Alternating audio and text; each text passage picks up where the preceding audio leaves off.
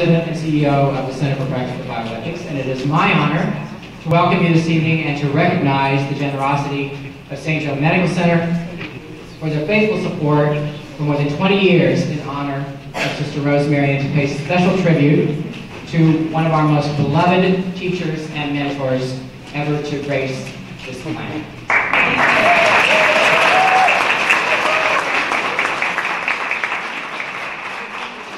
We host this event every year right around Sister Rosemary's birthday, and I'm assuming someone later on this evening will tell you she's now a, how do you say it, non-degenerate?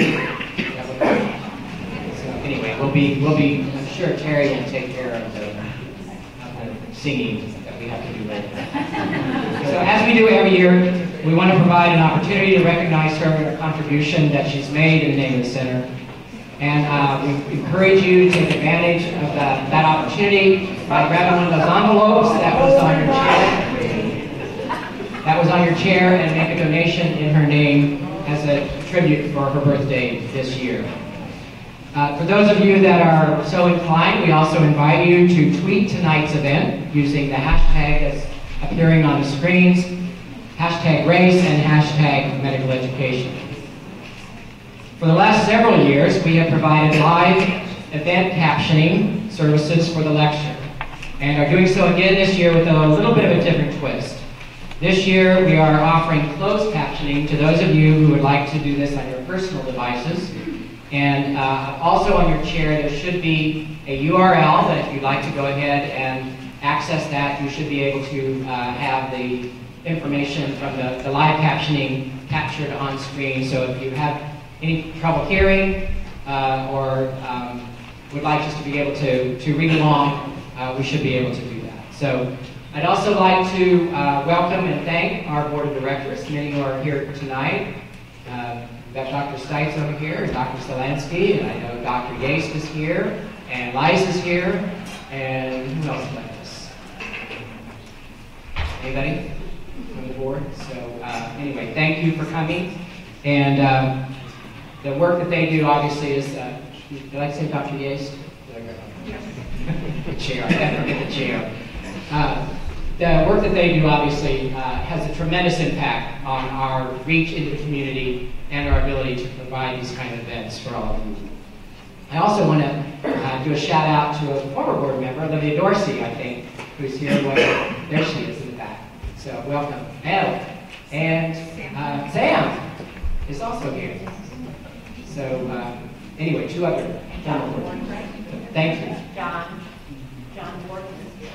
Oh, John, you're right. John. See that now? John goes back a little bit further than I do. So. No offense, John. We'd also like to do a welcome and a thank you to our volunteers. We have many volunteers who worked very hard for the center all year long. A number of you are, and we know who you are, so we certainly want to express our thank you to you. And finally, I'd like to express our appreciation to Jody Fincher, the CEO of St. Joe Medical Center, who provided the leadership for hosting tonight. She wasn't able to be with us, but she has ably going to be represented by Renee Boyer, who is probably as close to the heart and soul of the Center for Practical Bioethics as we can get with any representative from St. Joe. So he's going to give us a few words of welcome. So please welcome to the podium Dr. Renee Boyer.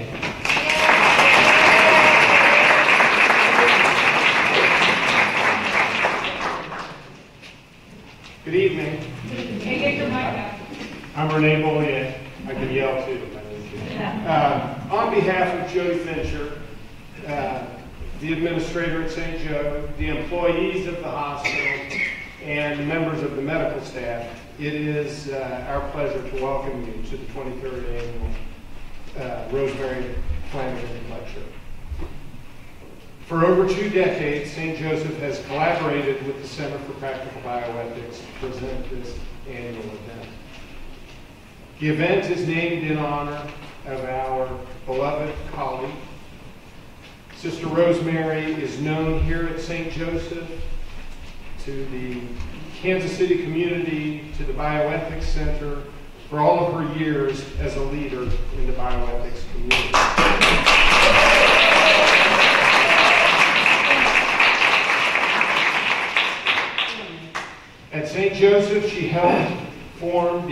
committee, as she also did at other hospitals. We served together on the committee, and in her compassionate, thoughtful, insightful manner, she shared her wisdom with all of us.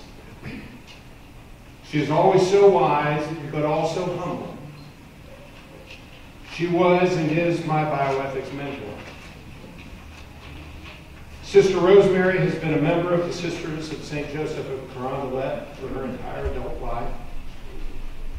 She is Dr. Flanigan, a PhD philosopher who taught at Avila University and Rockhurst University. She worked for 2 decades at the Center for Practical Bioethics, and she will celebrate her 91st birthday later this month.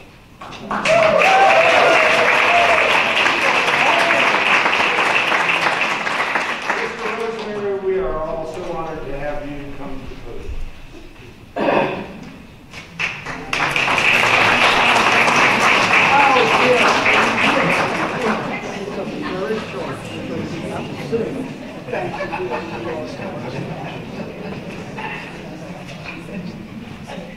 Again, for the 23rd time. Thank you for coming. We can get the best speakers in the world here, but if there's no audience, how embarrassing. I want to thank Jody, as Dr. Bouye did. I want to thank the Center for all the work they have done in continuing this, and for all the good times they gave me over those years. I had probably the best retirement job anybody could have had. Tonight is very serious business. All of us who have any sense at all know there is an elephant in each of our living rooms, and that elephant is race. And you would think that as we got older, we'd be getting a little smarter. Well, we gotta speed it up a little. And so therefore, we continue tonight with Dr. Tweedy what we need to do, which is to talk race. Thank you for coming.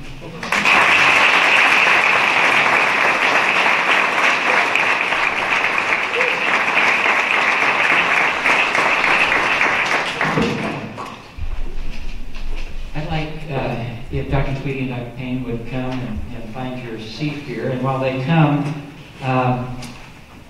let me welcome you as well. I'm Terry Roselle.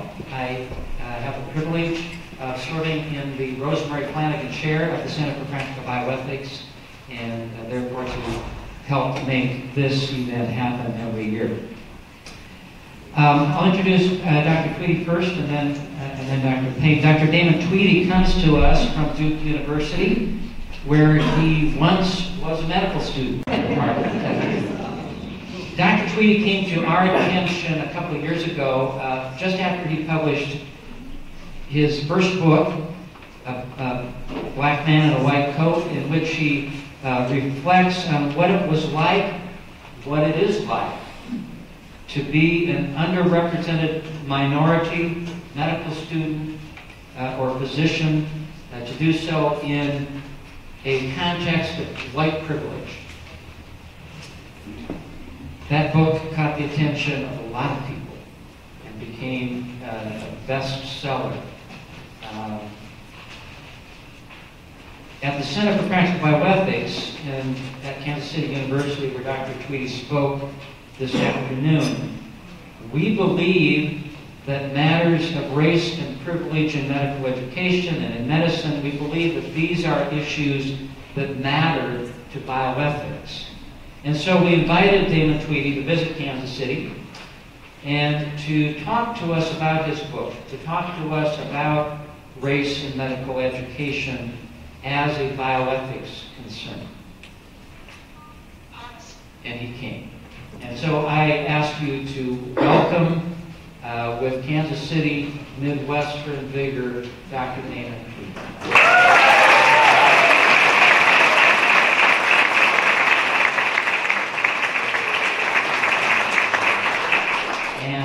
afterwards, you'll have an opportunity, if you didn't get to already, to buy his book or to order it if we run out.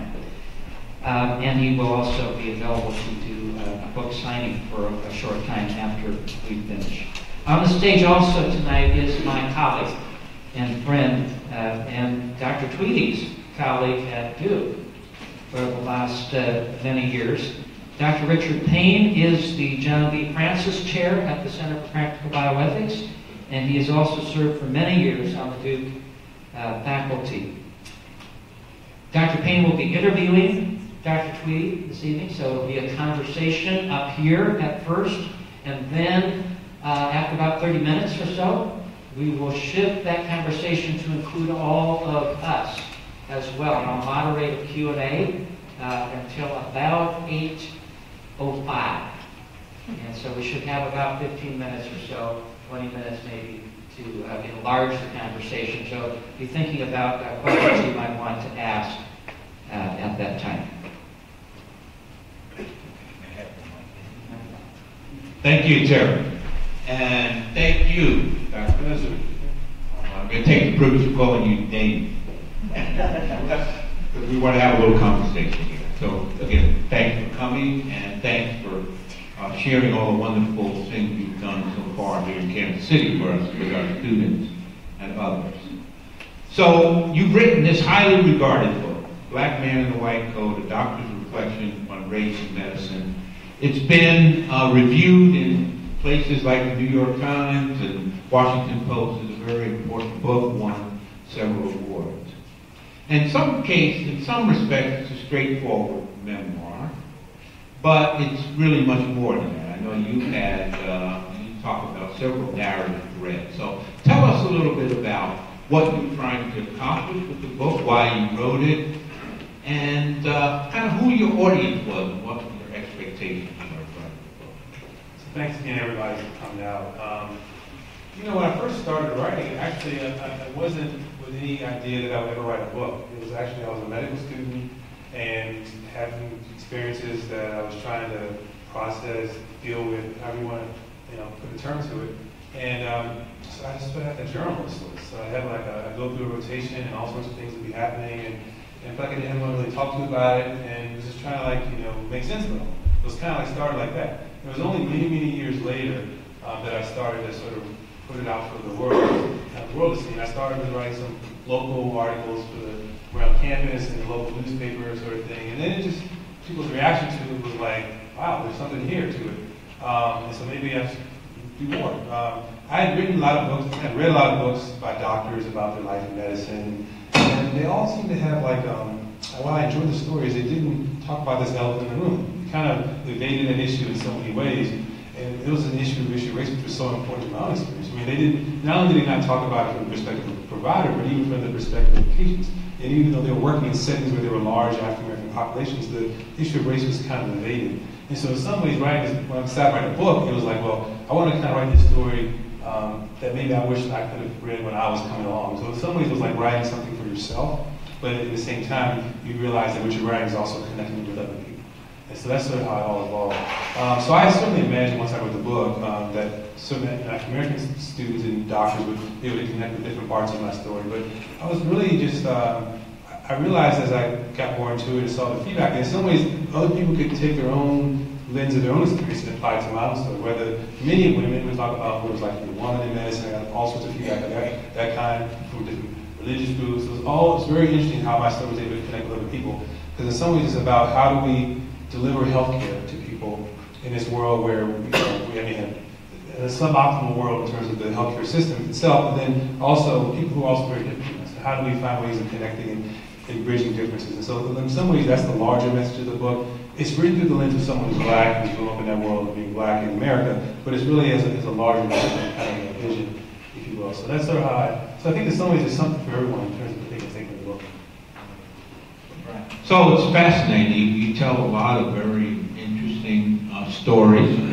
I also think you said at one point in the book, you realize that being black is bad for your health. Say more about that. How did you come to that conclusion? I mean, it's something that in some ways has been known for a very long time. You know, when I give like a formal talk to medical students and that sort of thing, I have like PowerPoint slides, and there's a quote from Dr. King where he says, of all the forms of inequality, injustice in health is the most shocking and the most inhumane. And this was like in the 1960s where he made that statement in the civil rights movement, as we call it. So part of my attraction to medicine, though, you know, I grew up in a world that was all black, very segregated, very sort of lower income kind of community. And so I certainly knew from all the ways in which, you know, my life was not as, you know, ways in which, you know, I was at a disadvantage. I mean, it's pretty obvious in so many ways.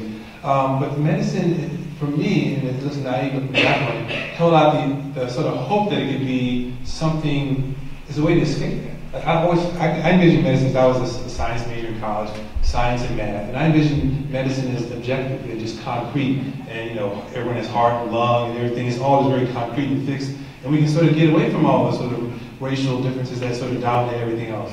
When I got to med school, I was really sort of disheartened. The more I got into it, I realized that there was no escaping it. And so that's kind of what this realization is when in the very beginning of the book, you realize, man, there's no way I can get away from this, because every time we talk about any disease, it's more common among black people do worse, more common black people do worse. And it's over and over and over again. You're sitting in a lecture hall and you're wondering, kind of like, I look around and people's looking at me, I'm like what, you know, they're wondering what I'm thinking, I'm wondering what they're thinking, but no one can really say anything. And it's like the professors would never offer an explanation. It was just these facts, but it was like, why? Well, some questions like, why are there these differences, and what could be done about it, right? And so these are the things that were starting to dominate my thoughts. And it became beyond sort of that framework, it became a much more personal story, because also when I gave a formal talk, I had pictures of my family. So it's a picture of my grandmother, the only grandparent I really knew. And she died during my first year of medical school, as I was just beginning to learn all these sort of, you know, details. She was around 70. She had high blood pressure, and then she had a stroke right before I started med school, and heart failure. And these are all diseases that are more common among African Americans and have worse course. So it had a very personal kind of flair to it. And then a few months later, fast forward to the end of my first year of school, med school, for the doctors in the audience, you know that during med school you learn how to do physical exams and stuff by practicing one another. You measure each other's blood pressure, check, draw blood on one another. And so during one of these sessions, a classmate found out that my blood pressure was really high. And then she brought in the faculty supervisor who rechecked it, confirmed it was high. It was like 160 over close to 100. So, you know, no question high, right? No sort of no ambiguity to that.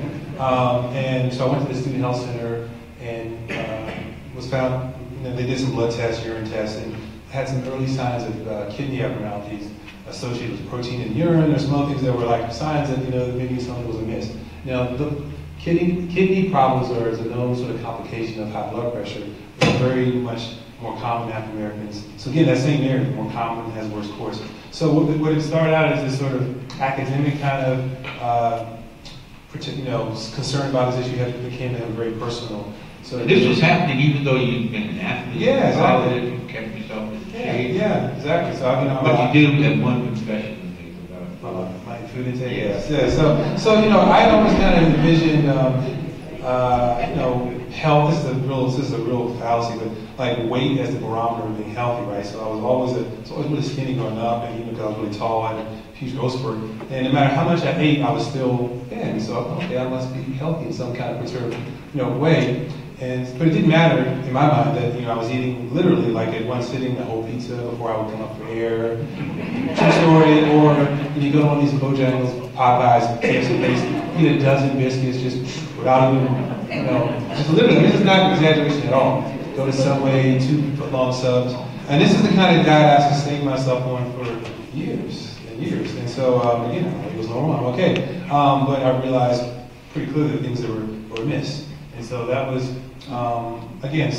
this idea about being black and being bad for your health, I was trying to figure out what was behind it, and not only because I was concerned about the larger community and the larger stories, but also about how can I save myself from becoming one of these statistics. And so that was sort of what really animated my experience with these issues. Right.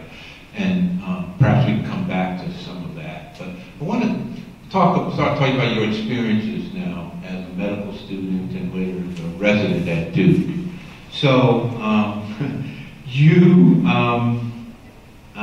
Duke obviously was interested in you and accepted you because you had some superior academic achievements. But when you got to Duke, there were several episodes and incidents that you detail in the book that kind of shook your confidences. And I'd like you to say a little bit about that, particularly about the light bulb incident.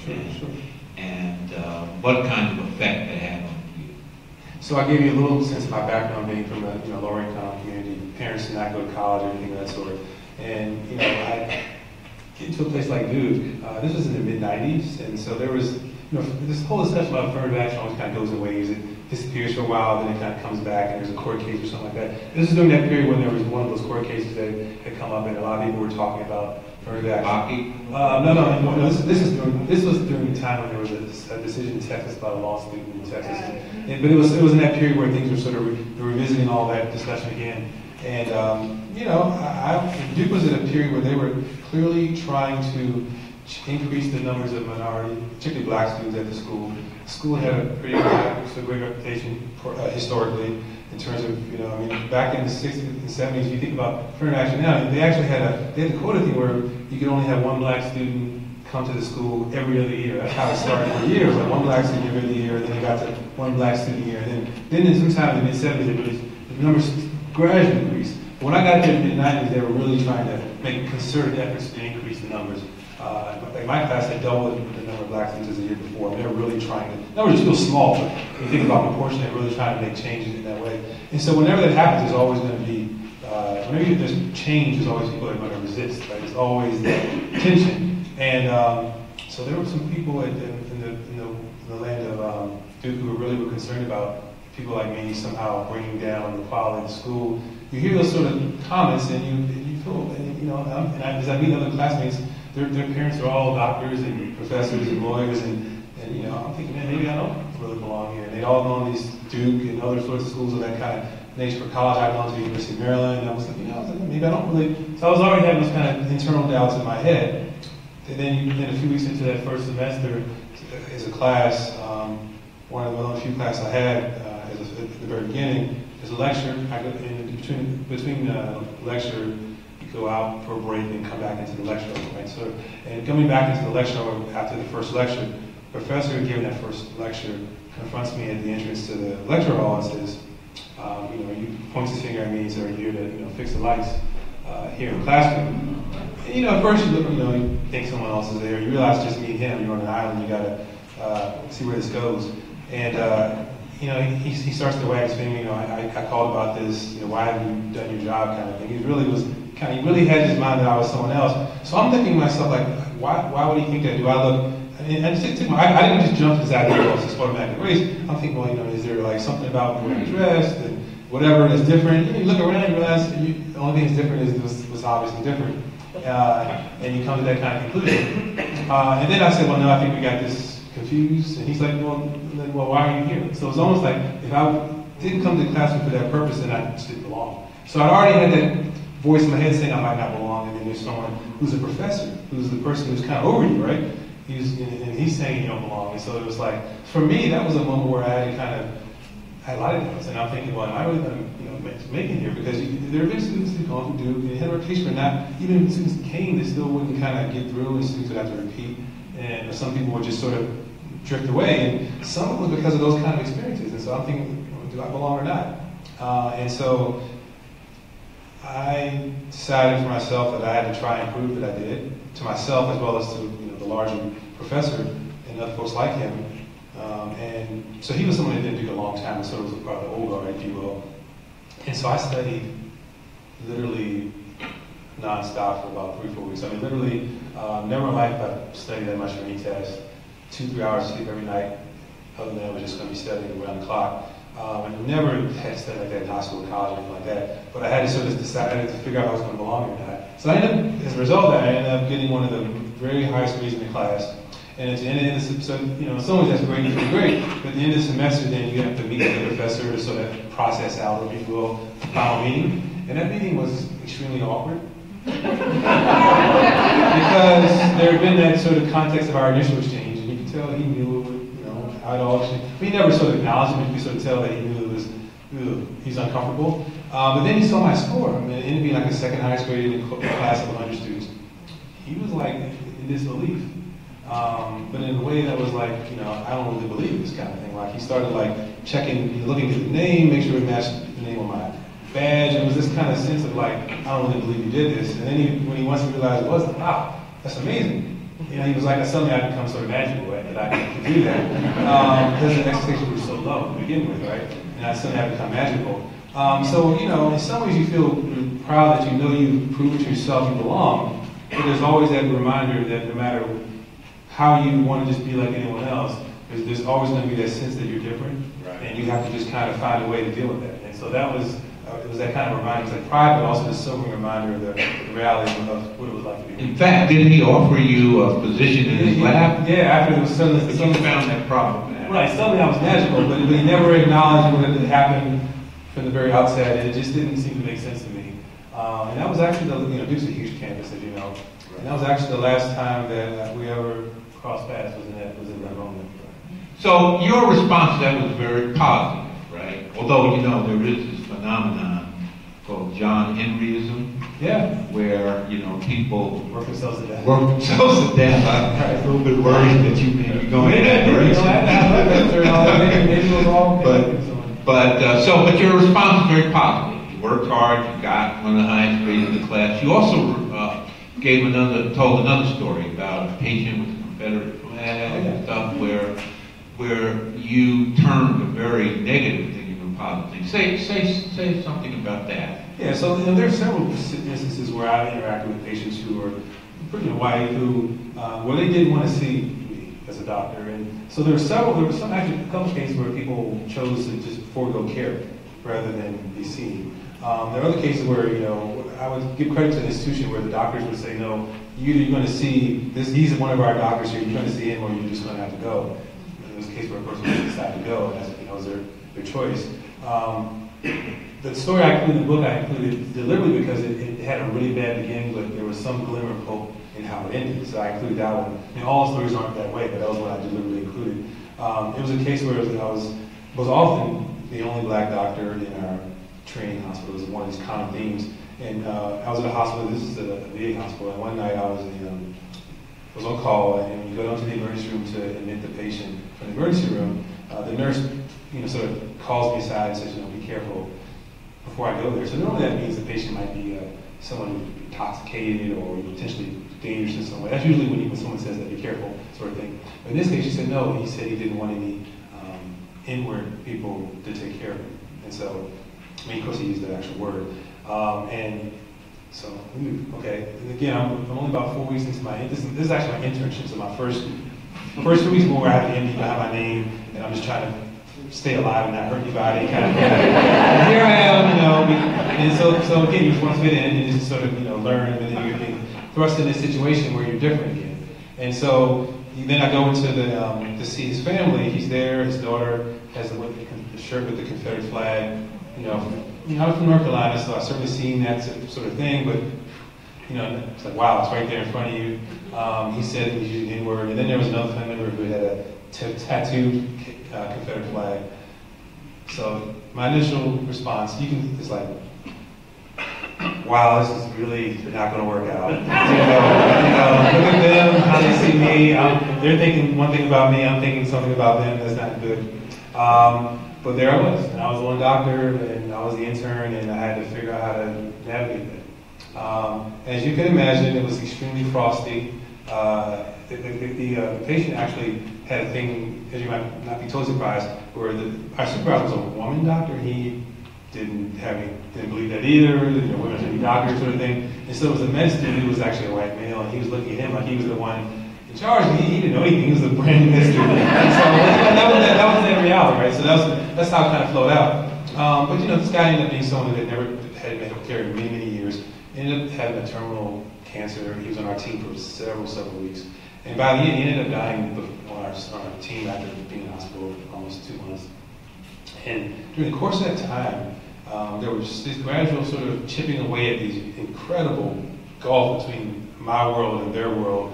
And by the time he actually died, his family was extremely grateful and had a lot of gratitude and expressed it to me very verbally. at the end when he died. And it was a shock to me to sort of be able to see that. I was like, we had this incredible gulf between us. And I'm not trying to sugarcoat this. I doubt they would have me over to hang out with their family at their family barbecue. But at the same time, there was an incredible sense of like maybe there is some hope that we can one day kind of chip away at this incredible gulf that we had. So it was in some ways taking something that was a really, really bad experience and trying to make the best of a bad experience. So, Damon, I'm impressed that those examples you gave really took a great deal of strength, resilience, self-assurance on your part. Where does that come from? That's something you learned in medical school? I don't know about the self-assurance part. Where does that come from, though? I mean, those are remarkable responses to those challenges. Yeah, but there were a lot of times when I had tremendous doubts about, whether I could make it or was going to make it. Tremendous doubts. And doubts about it. I thought about that. I thought about quitting. There were different times when I thought about that. My wife is also a med student at medical school. She's from Jamaica originally. And she actually took time off there. She had similar sort of experiences, even some compounded by being a woman. And she actually took off time. She thought about quitting as well. She came from a very similar background in socioeconomics as I did. And so we had a lot of doubts. And so to say the story, everything just sort of worked out as a happy ending would be sort of over sugarcoating things. I mean, there were a lot of serious questions and doubts about whether we belonged, whether we could. But those experiences I described, those were moments which really sort of were seminal in me being able to kind of prove to myself that I couldn't make it. Now, having gotten to know you, it doesn't surprise me that you're a psychiatrist. I mean, you have this ability to narrate. It surprises me. We're going to go there. You have this ability to narrate these stories in kind of a nuanced and textured way. But how did you decide to become a psychiatrist? Did any of your medical school or training, how did your medical school and training experience influence your vocation? Yeah, so I talked about this a few times today. So actually with so one thing with psychiatry, just off the bat, is often medical school and in medical work, particularly a place like Duke, psychiatry is really looked down upon. It's sort of seen as like this sort of stepchild of medicine, and it's not real medicine, and so you get these comments like, once they know that you're a good student, like, why would you even want to do that? Because you're like a good student, you can do anything. And there'd be those comments openly dismissive. And I think a lot of the problems we have in our society as far as how we deal with people with mental health problems stems from the kind of dismissiveness that we have. And the medical community is very dismissive themselves, but then that extends to the larger populations and just sort of perpetuates. And that just sort of, in terms of the laws, in terms of how insurance companies pay for it, all those things sort of flow from this sort of approach to condescension. And I was someone who sort of came from that framework. I actually had that. I was very dismissive when I started med school psychiatry. My cultural background was like, man, that's people who got a lot of money, a lot of free time. My mom would just openly say that about mental health and psychiatry. My mom was someone like, if you have a mental health problem, or an emotional problem, family, church, and that's the way you deal with it. Don't go to this, talk to some kind of stranger person and sit on the couch. I mean, that was a very kind of the sense that was described. And that's sort of how I entered med school thinking about psychiatry. And so my rotation as a med student was at the state hospital. Patients there very sick, chronically schizophrenia.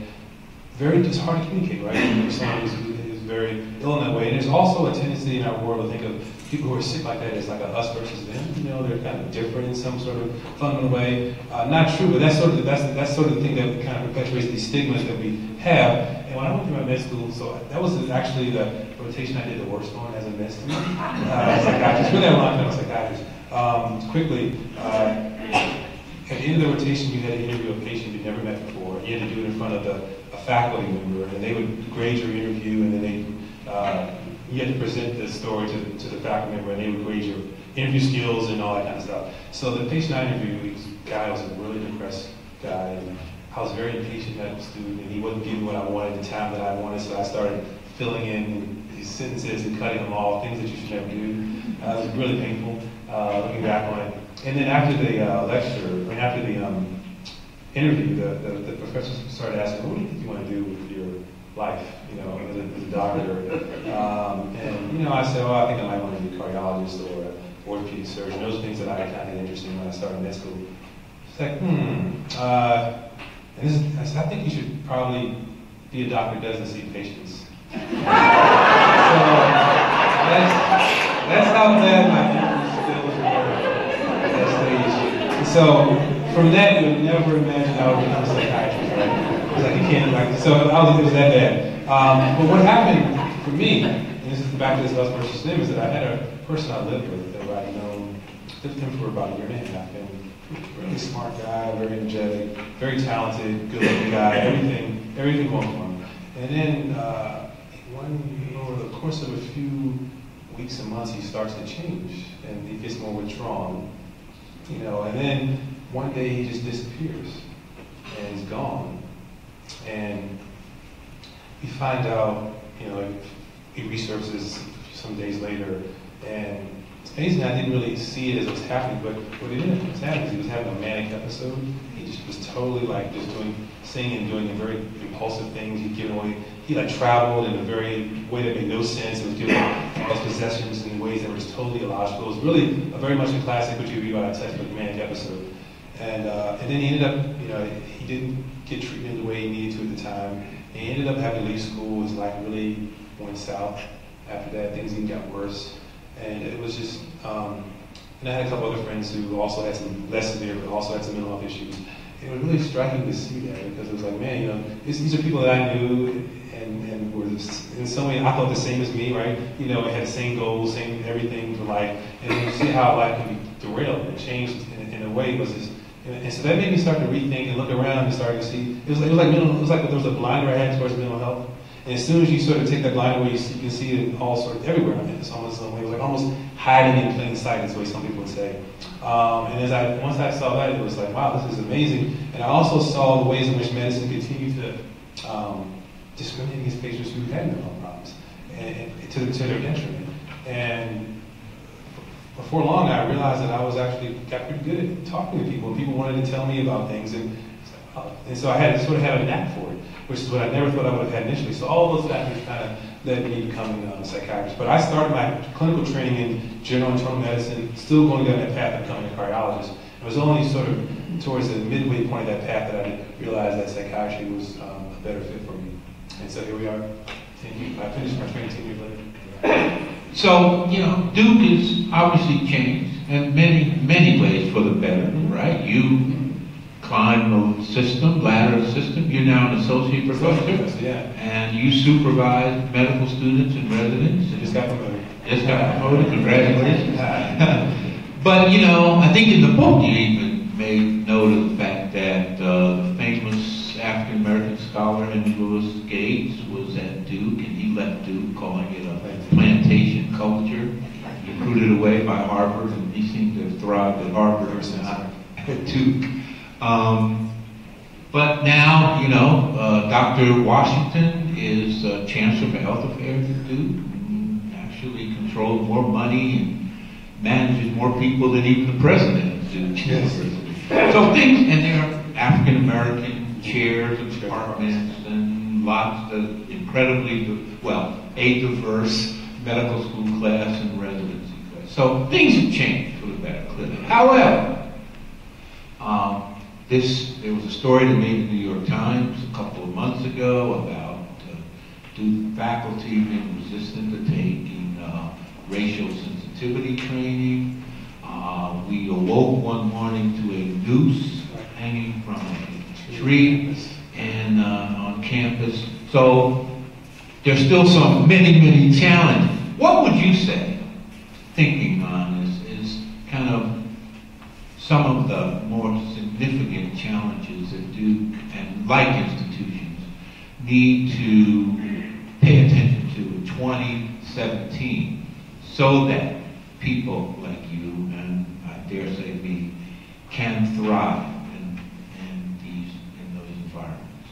Yeah, and so then speaking of other negatives, there's a guy named Richard Spencer, who's also a Duke alumnus, and he's been someone who's been in the public space sort of doing a lot of sort of unfortunate things and doing a lot of unfortunate things. So yeah, there's still that kind of, there's that public perception. I remember just when I was interviewing at Duke, people would say, you know, North Carolina is nice weather, but it's not a place for people like us to go, and that would be sort of the narrative that people would say about why you should go to another school versus Duke. And so, yeah, when I was at Duke, you know, all the faces of everyone who had been a leader in the departments at the time I started were all white men. There never been any woman in any leadership position, you know, a minority of any kind. So it was that strictly everyone was a white male thing. Now that has changed tremendously. We had a dean of the med school to now than women. I mean, there's tremendous changes from that standpoint, from the top-down standpoint. Duke and places like it, even if they do better with recruiting medical students, which is a tough thing, they still struggle tremendously with retaining students to get to residencies and then even further to the faculty level. So in my department, I'm in the second largest department at the hospital, clinical department in psychiatry. Only the Department of Medicine is larger, but I'm on there's 3 African Americans in a tremendously large department. So they still struggle at that level, the faculty level. It's not just enough to sort of get people in the door and think that everything's just going to kind of be easy and work out. So I think in some ways making a systematic acknowledgement of that and trying to address those things are really important. And then Dr. Washington's team, and Dr. Andrews, they've been trying to make some changes along those lines. So that's one obvious thing. Yeah, I mean, there are many others as well, but yeah, I would say that's probably the first thing I think, first and foremost. It's sort of acknowledgement that, because I think they still struggle, most places that I visit still struggle with the faculty piece tremendously. And there's a lot of reasons why, but that's something that I think is a big problem when you think about how the students themselves, when you have like students and residents having experiences like the kind that I had, it can be so helpful to have a faculty member that they can go to who can sort of help provide some context historically as well as just from an interpersonal standpoint of having experience. Right. You, I think in the book say that, cite the statistic that there are fewer than 5% of all doctors in the U.S. are African American, or something to that effect. But make the case that having more African American physicians will improve the health of all Americans, and particularly the health of African Americans. But any practical suggestions for how we increase the number of African American physicians? I think that's a very difficult thing when you're talking about, because once you get to the point where you're selecting people for medical school, there's a whole lot of filtering that's going on in society, right? From the starts of all through grade school and college, there's a lot of filtering down. So the potential pool of people that are even available is very problematic. So there's initiatives need to happen at every stage along the way to really address those sorts of problems. But when you get to the stage of even people who are in college who could go to medical school, there's barriers that med schools themselves can help with there in terms of, I call it you take a passive approach to admission where you just sort of take whoever applies to your school, or you can take a more active approach and sort of go out and visit schools and visit people where they are and try and confront some of the barriers to why people might not apply to kind of schools. So I think there's something called I think it's kind of a unique thing. There's something called a tour for diversity where there's a group of doctors in, I think it's in Boston,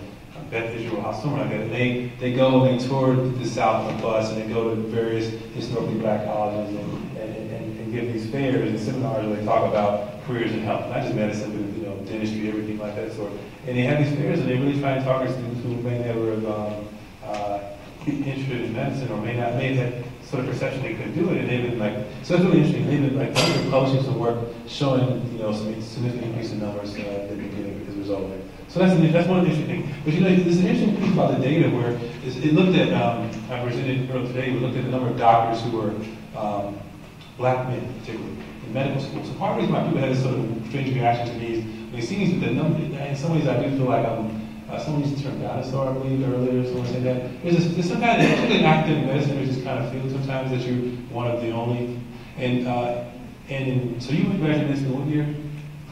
1977. 14 years ago, now that you mention it.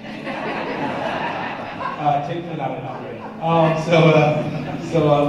there was an interesting study that came out that looked at the number of black men enrolled in medical school from the late 1970s to the present time, and the numbers really had been stagnant, completely stagnant, which is really interesting when you think about, really striking. So in absolute numbers, they were the same.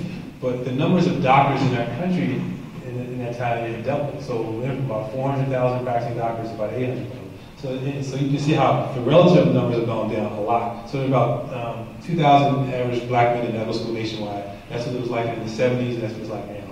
But you think about how, proportionally, how much lower that's gotten when the total number of medical students has doubled during that time. The black population has increased.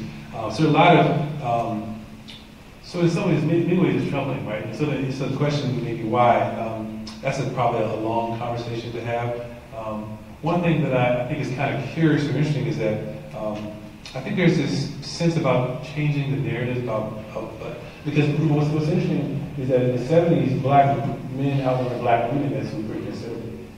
It was sort of the message of more men in medicine than women. But nowadays, there are actually a lot more black women in medical schools than men, and that's the only demographic survey where you see that sort of play out over and over again. So black women are nearly double their numbers. So they're thriving in comparison to black men.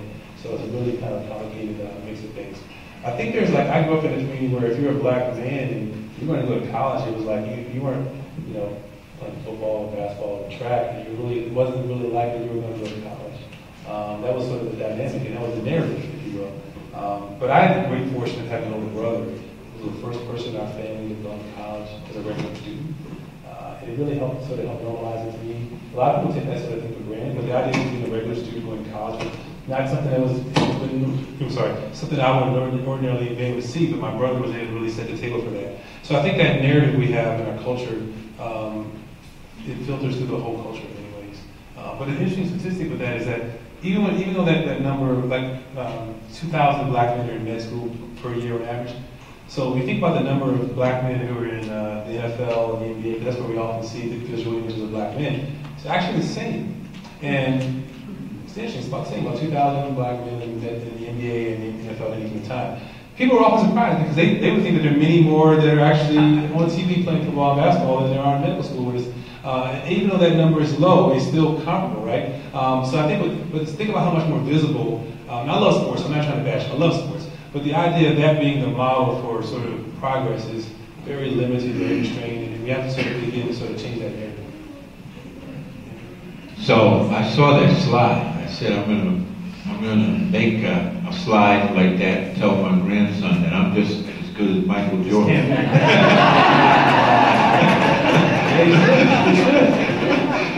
Well, listen. So we're coming to the end of our time here, but let me just ask a final question. So you give these really wonderful narratives and stories about patients and their health problems that happen as a result of their confrontations with all of the social determinants of health and healthy living. And you talked about your experiences and challenges training. So at the end of the day, do you have any policy prescriptions that you would want to advance to improve on some of the problems of patients and doctors that you talk about in your book?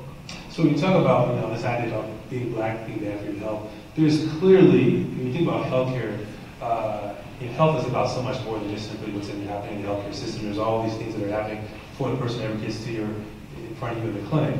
They call it social deterrents. There's so many terms. That's a term that's often used, social deterrents of health. They're profound. And so healthcare itself, as far as health insurance, I see it as it's certainly a necessary component. It's not sufficient to solve the problem. It's necessary.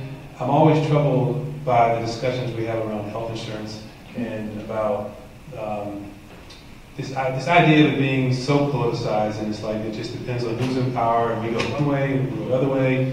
It's a system that it's not sustainable for it to be seen in that way. These health problems affect everybody. They don't discriminate in any way at all.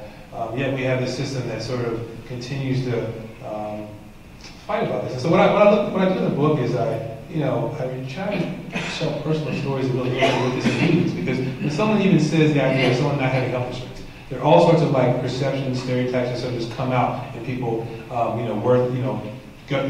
cheating the government. There are always things that people will say without any real context of what they're talking about, right? So, I'm really candid that I'm a person who had some of these same kinds of, thoughts, right? And so, and what I discovered when I was in med school was we went to this one clinic that really just illustrated so vividly. It was like a clinic about an hour east of campus. So, Raleigh, Durham, Chapel Hill is very, highly educated, well-to-do sort of setting. You go east an hour, half hour, you feel like you're kind of going back into the past in some way. And so you're in this town, it was all white, it was half white, half black. And the clinic we served was like a clinic for people who didn't have health insurance. And In this case, they were all black. So it's kind of half white, half black. Like every patient there who was in this clinic is all black. So you're already seeing this sort of division along socioeconomic lines. And the clinic itself is like a one-room house. You go there one Saturday a month. You try to deliver medical care in such suboptimal ways.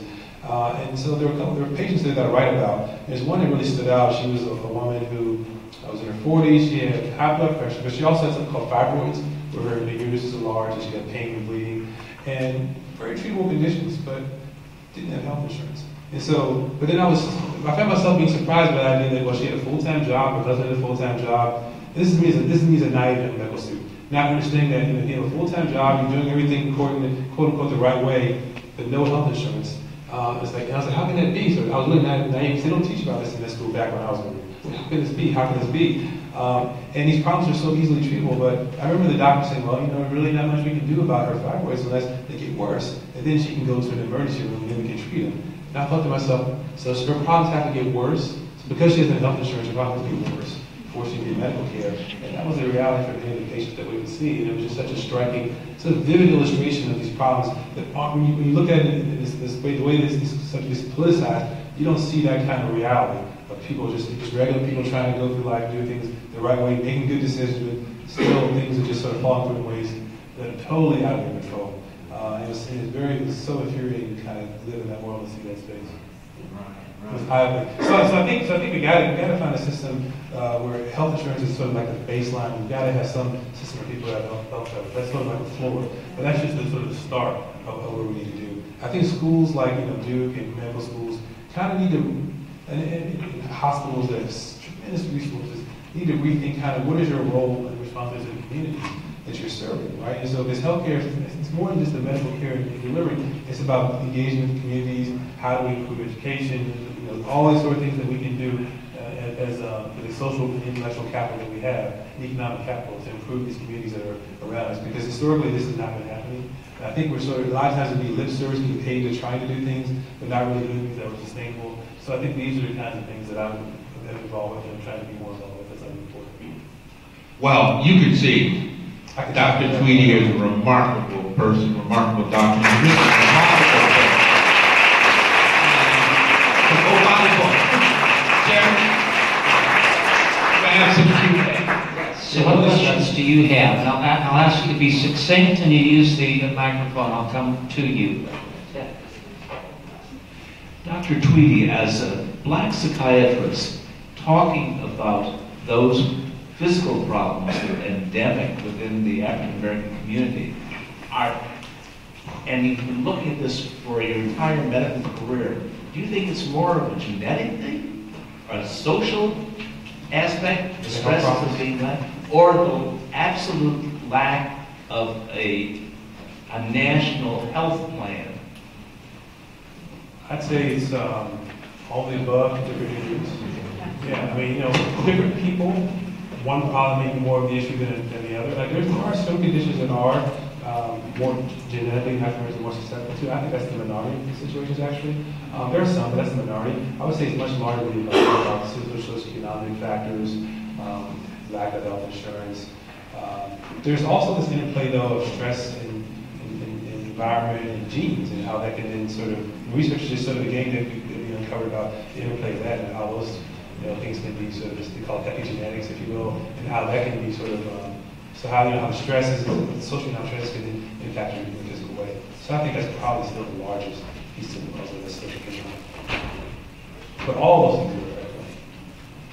Dr. Tweedy, I'd like for you to comment on President Trump's recent action asking Attorney General Sessions to investigate affirmative action which discriminates against white students. Yeah, I think he was saying white Asian students. I think that was the way it was brought up, right? Well, I mean, it's interesting because this phone's back. This. You guys okay? Yeah, so she's having difficulty hearing you, so you can Maybe you okay. How about this? Is that better? Yeah. All right. Should have told me from the beginning. This is interesting because you travel to a lot of I travel to a lot of medical schools, and I'll see like 1 or 2, 3 African American students in the school. So I'm like, gee, how much Is this affirmative action really like, I mean, it seems overstated. You go to school with 180 students and there's 2 or 3 black students and they're talking about, it seems like a really, like, I can't imagine there are bigger problems to be talked about than that. But in some ways, affirmative action is, you know, it's not a really solution. It's trying to address a problem that has larger issues at work, because you're already getting, you talk about affirmative action, you're already talking about people who've already gotten to a place where they can be on the right track to success, and you're really not getting to people on the more downstream. So in some ways it's sort of a false kind of just, you know, theory in a larger way. But again, the numbers are so small, I'm really wondering, what are we really talking about? So that's sort of my thoughts about that. Yeah. Interestingly though, I have a person I went to school with who is working, who just got appointed Surgeon General. And so someone I actually know from school who's working in the administration. So, you know, what he said on record seems very different than some of the things that the administration said. So it'll be interesting to see how everything unfolds. I'll just kind of leave it there. Yeah, be interesting to see. Dr. Tweedy, in the inner city and in my field of work, which is the nuclear weapons industry. Oh, thank you, sir. I appreciate their reaction. And plus, through the years where we grew up, like I said, the environmental issues of where we live. sure. I'm an advocate for the nuclear weapons workers. And I've seen a lot, high possibility, not only that, we know that it's happening, a lot of misdiagnosis going on. As far as respiratory problems, even delayed cancer diagnosis. We need to take care of that. We need to look at those things. We need to get people directed to occupational specialists so that we can take care of that in my community. There's too much of it going on, and people don't get the proper diagnosis, such as borreliosis, sarcoidosis. Sure.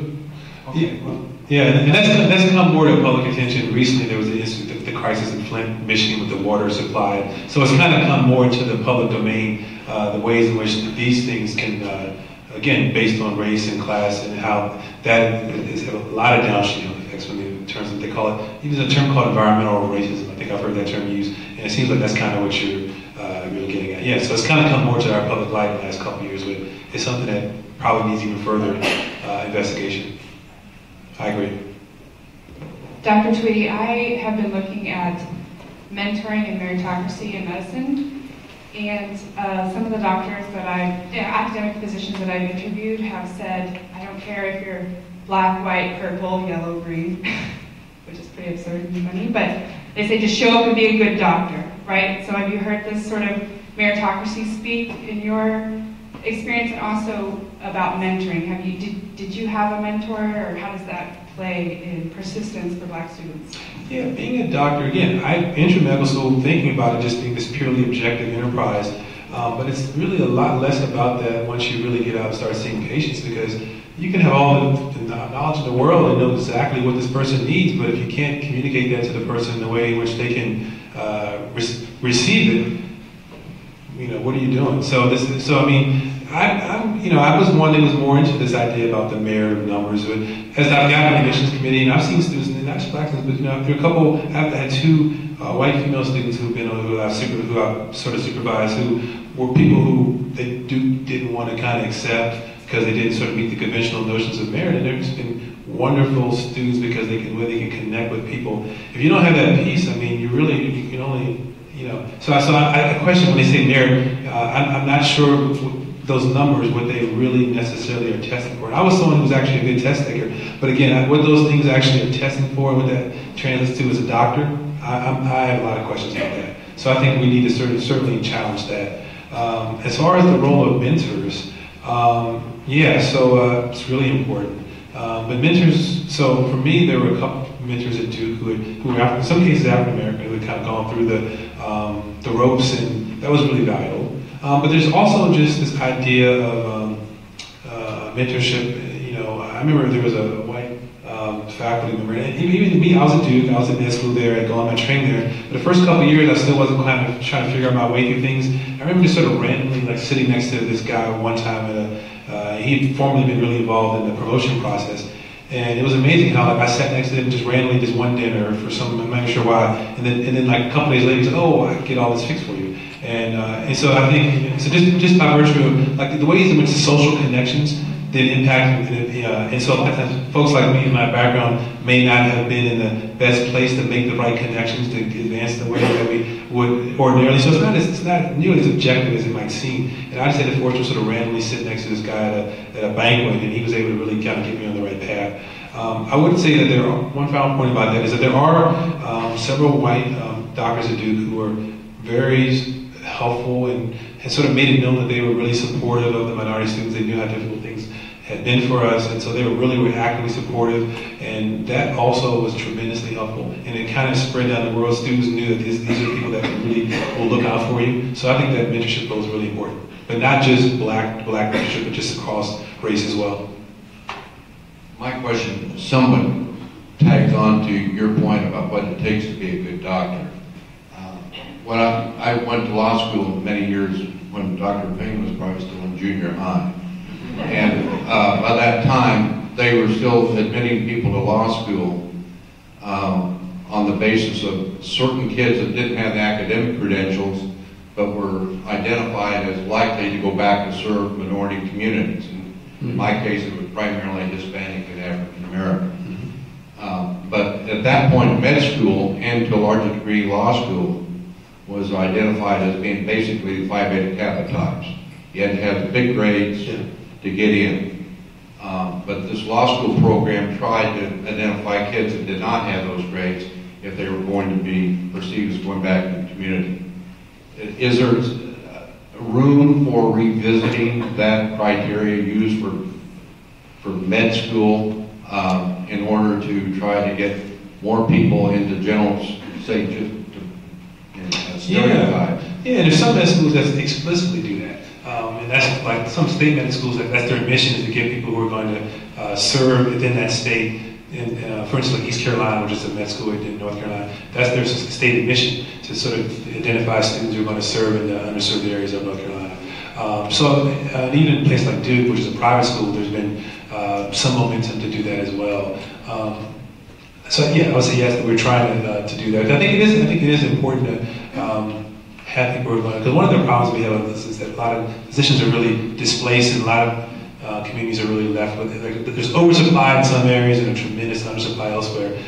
So yeah, identifying people to the extent that we can is a really good thing, who might serve in those underserved areas. Dr. Tweedy, I'm privileged to work with medical students, most of whom have explicitly identified commitment to social justice issues and interest in justice in medicine. And so I collect practical advice for them. And previously you said that there were several faculty members who had made it clear that they were supportive members of the faculty. Mm-hmm. Can you talk about specific advice that you can give to people who work with students, and also healthcare professionals, for how they can make it known that they're supportive and stand in solidarity with people who are coming up in the ranks and may not feel like they fit in? Yeah, so one obvious example I do, because there's one gyne-oncology professor, very well esteemed doctor there, but he made the point to always have, every year he would always have I'm not sure specifically, but he'd always have like a minority woman, somebody wasn't always black, but could be a minority woman. He would always have one. He'd have 3 or 4 students in his lab every year. He would always have someone every year, and he was known to do this for years and years and years. My wife ended up being one of the students who worked in his lab as well, and he was extremely helpful and supportive in that way. One thing you mentioned about current students being interested in social justice, I think that's going to change, actually. So I'm interested to see where medicine will go 20, 30 years from now. When I was in medical school, this was not something on the discussion. It was not up for discussion. They almost shut you down if you start bringing up any issues like about inequality and all that. People didn't want. They were like, "I'm here to learn the technical trade of medicine. I don't want to hear all this other stuff." That was sort of the environment. Even students were that. That's where the students were. And so I've seen a change. I met students all the time, and students now seem much more. And even this is not just because of the election. They're much more engaged in those kinds of issues. And so I'm hopeful that that will be something that will portend a different type of future for medicine and healthcare in a positive way. Because that's been a real shift that I've seen in the 20 years that I've been around students. Just as interest in, even the interest, because you couldn't even have a discussion 20 years ago about these kind of topics. Yes, ma'am. Good evening, Dr. Tweedy. So I'm a first year medical student. I just started a couple of weeks ago. And congrats. And I have been fortunate, I think, in some ways that these first few weeks we are focusing on kind of social terms of health, racism, and things like that. We had a discussion on implicit bias. And we were kind of broken into small groups with the facilitator. As we walk into the room, one of the first things the facilitator says is, today's discussion is going to be very emotional and political. And my previous 7 years has been spent in health policy, working on health disparities and health insurance access and treatment access and things like that. My opinion is almost every topic in healthcare right now is fairly emotional and pretty political. And there were other comments he made about, at one point the Confederate flag when he was growing up was neutral, probably not for my community, but things like that, that given his position as someone who was going to evaluate my participation in this event, I felt like, although I come from a background where I was able to speak truth to power, I'm now, at the low end of the totem pole and unable, to kind of call him out on some of those biases that he himself had while facilitating a session on implicit bias. And so you spoke to this in some of your stories about the middle-aged man who was diagnosed with a mental condition, who truly wasn't, and that tension you had of, do you speak up, do you not speak up, and how to navigate that. And so I'm wondering what your advice would be to medical students or residences who find themselves in a position of not being able to use that voice. Yeah, that's a good question. So again, students now are more attuned to those issues than that they were when I was in training. There's stories I tell in the book where I didn't speak up, and there's like maybe a sense of guilt, but there was also a real fear because there had been people right around the time that I was in training who spoke up and were actively censored.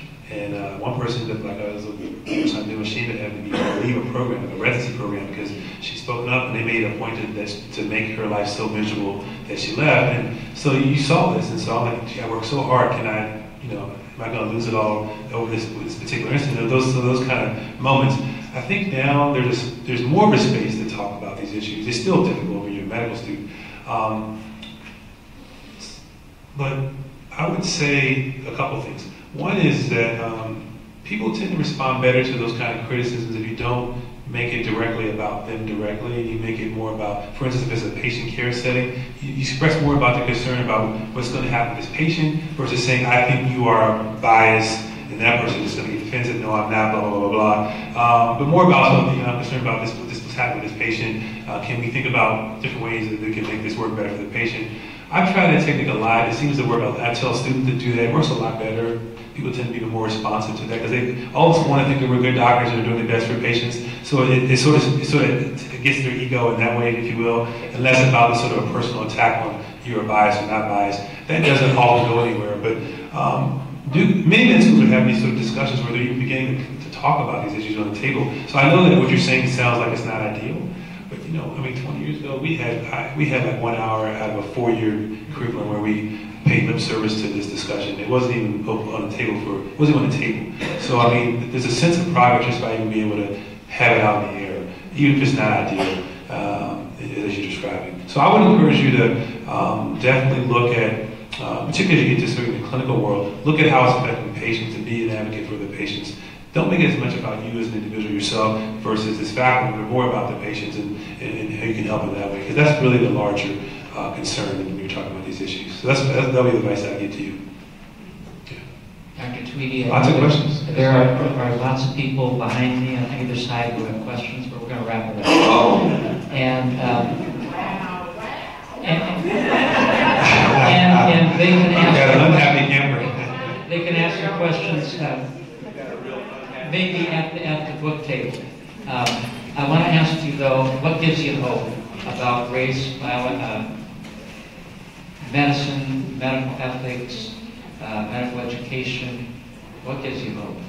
A lot of hope is from, again, some of the students, seeing the change in the students really gives me a lot of hope, a lot of energy. Seeing the ways in which they're much more engaged with these issues than my generation was gives me a lot of hope. But also my experience is just seeing patients over the years and seeing how, we all can often have we can sort of put ourselves in boxes in which we're different, and often seeing the many ways in which I've been able to connect with people who are so different than me and make long-lasting relationships. It really gives me hope that this is something that, is a larger, it's not a solution to the grand scheme, but it's like something one at a time. And there's another quote I like from Dr. King where he says, if I can't do great things, I can do small things in a great way. I like that idea of sort of how do we make this change, because, the world is what the world is, but we can still, that doesn't restrict our own power as individuals to make change in our own individual lives. And so there's a story in the book where I talk about a patient who was very different than me, and I had a lot of biases towards him. He was the guy who came back from Afghanistan and Iraq, was really struggling with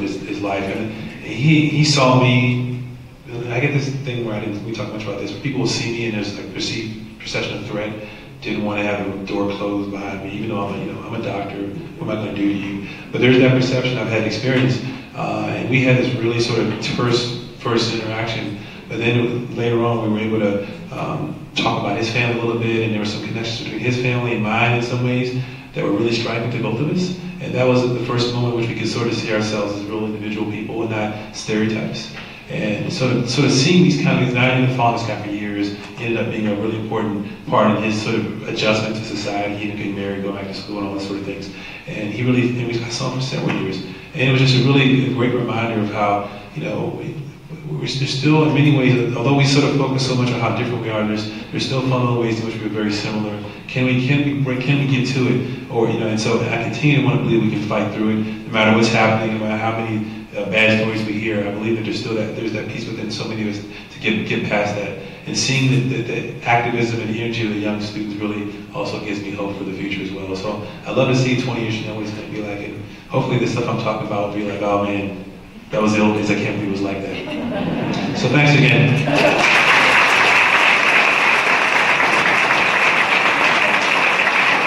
We have some other thank yous as well. Please join me in thanking Dr. Payne for